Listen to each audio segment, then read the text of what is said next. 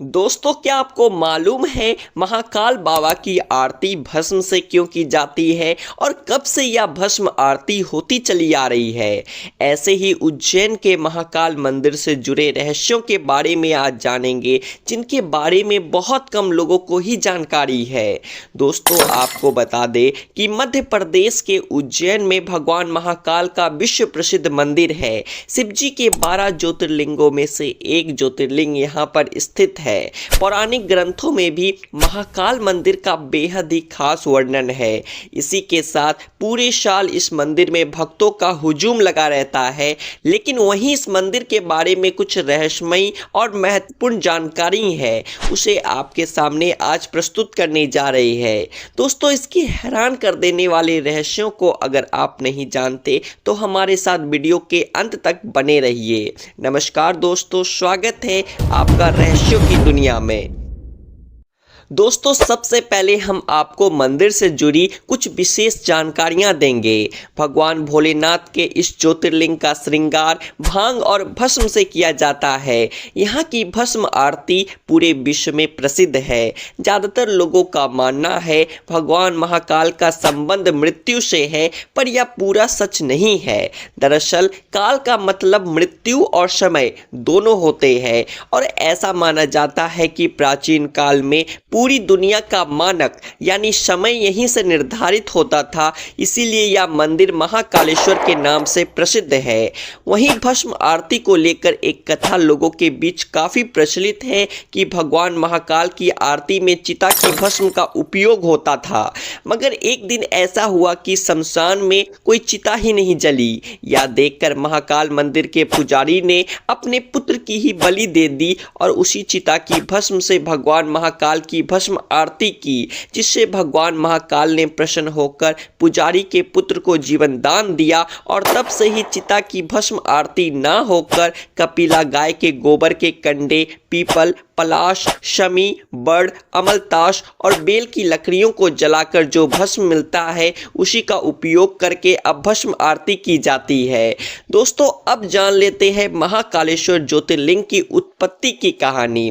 पौराणिक ग्रंथ शिव महापुराण के अनुसार प्राचीन काल में एक ब्राह्मण अवंतिका नगरी में रहता था, जिसके 4 पुत्र थे। वहां पर दूषण नाम के राक्षस का आतंक था। वह राक्षस लोगों पर बहुत अत्याचार करता था। धीरे धीरे उसका अत्याचार बढ़ने लगा। राक्षस के अत्याचार से मुक्ति पाने के लिए ब्राह्मणों ने भगवान महादेव की घोर तपस्या की थी।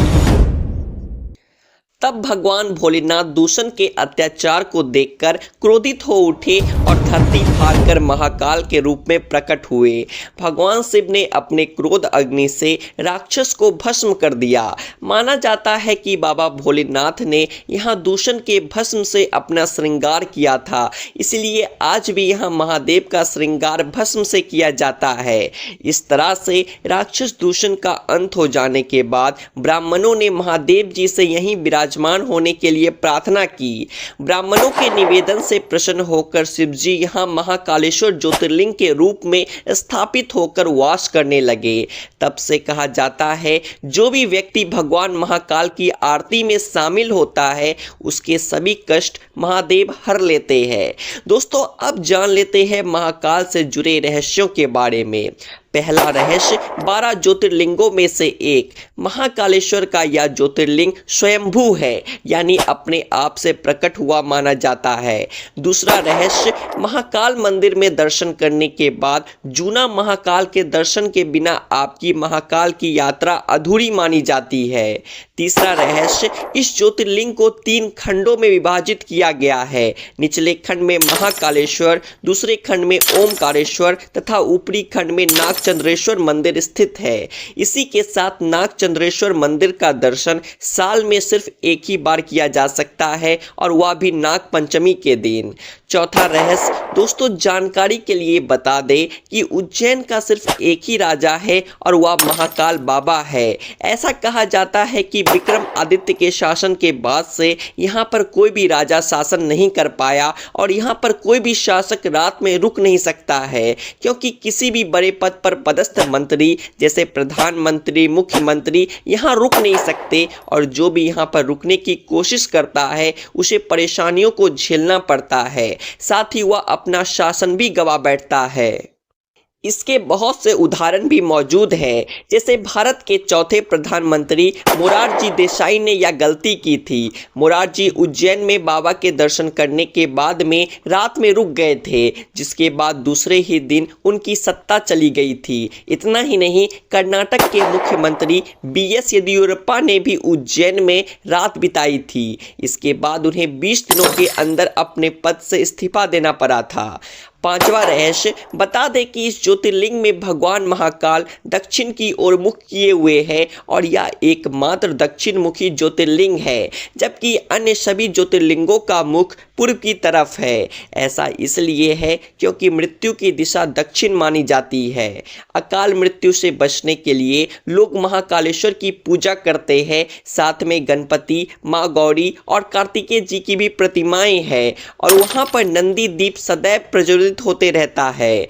अब अंत में आपको बता दें कि अगर आपको महाकाल बाबा की आरती में शामिल होना है तो आपको इसका रजिस्ट्रेशन पहले से ही ऑनलाइन कराना होगा। आप यहां पर रेल यात्रा या हवाई यात्रा करके आ सकते हैं और आप यहां पर काल भैरव के मंदिर के अलावा मां सती के 51 शक्ति पीठों में से एक हरसिद्धि मंदिर में भी जा सकते हैं। इसी के साथ यहां पर काल भैरव का भी मंदिर है। यहां पर भगवान की मूर्ति को प्रसाद के तौर पर शराब चढ़ाई जाती है।